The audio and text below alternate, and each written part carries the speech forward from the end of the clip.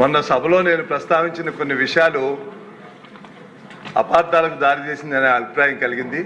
కాబట్టి సంబంధిత విషయాలను రికార్డు నుంచి తొలగించవలసిందిగా కోరుతున్నాను.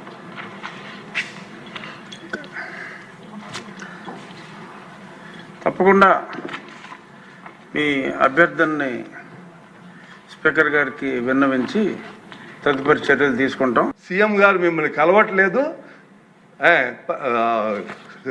సినిమాటోగ్రఫీ మంత్రి వచ్చి మీకు చెప్తారన్నారు. అప్పుడు చిరంజీవి గారు కొంచెం గట్టిగానే ఏంటి మీరు పిలిస్తే మేము వీళ్ళందరినీ తీసుకొస్తే ఆయన రానంటారంటే వచ్చారు. కాబట్టి సంబంధిత విషయాలను రికార్డు నుంచి తొలగించవలసిందిగా కోరుతున్నాను. ఒక ఎంపీని కింద పడుకోబెట్టి, కింద అంటే టేబుల్ మీద పడుకోబెట్టి కాళ్ళు పందిని పైకి ఎత్తినట్టు కాళ్ళు పైకెత్తి, పందిని పైకి ఎత్తినట్టు కాళ్ళు పైకెత్తి.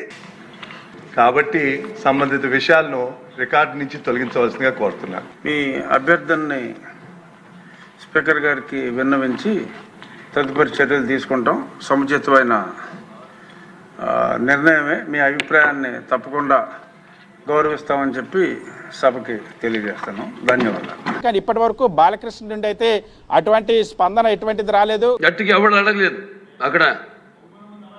అది మీరు అన్నారు ఇందాక.